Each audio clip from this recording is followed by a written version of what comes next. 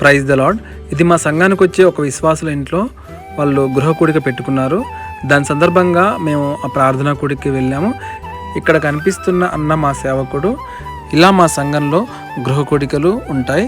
ఇలాంటి మరిన్ని వీడియోస్ కోసం ఛానల్ని సబ్స్క్రైబ్ చేయండి.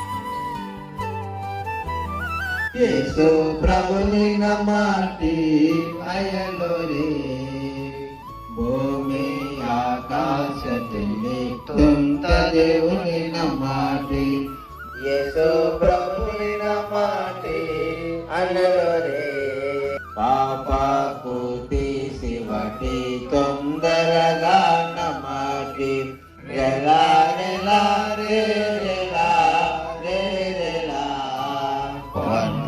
లోరి ఓ బాబులోని యేసయ్య కుసిరి కబోరు యేసయ్య కుసిరి కబోరు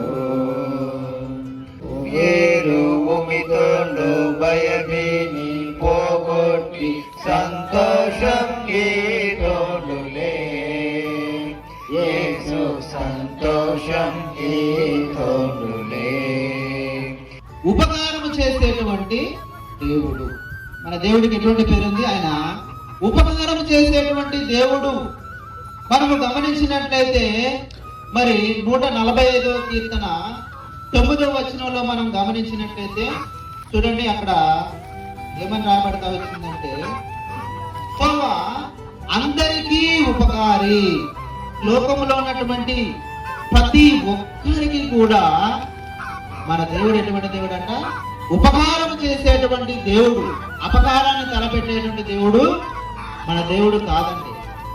ఈ లోకంలో ఉన్నటువంటి దుష్టులందరినీ శిక్షించడానికి మన దేవుడు రాలేదు.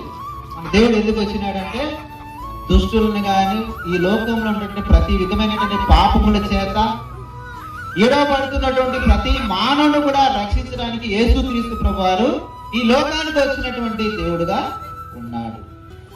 తండ్రి, దయగలిగిన దేవ, గొప్ప దేవ, సర్వశక్తిమంతుడా, సర్వాధికారి, రాజులకు రాజు, ప్రభులు ప్రభువు, సర్వాన్ని సృష్టించి ఏలుచున్న మా గొప్ప రాజా, మీ ఘనమైన శ్రేష్టమైన అత్యున్నతమైన నామాన్ని బట్టి మీకు ఎంతో వందనములు, కృతజ్ఞతాస్తుతులు, స్తోత్రములు చెల్లించుకుంటున్నాను.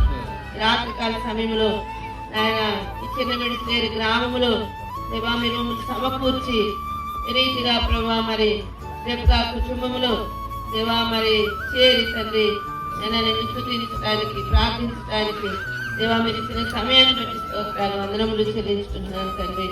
యేసయ్య పరిశుద్ధమైన నామములో ప్రార్థించి స్తుతించి అడిగి వేడుచున్నాము తండ్రి. ఆమేన్.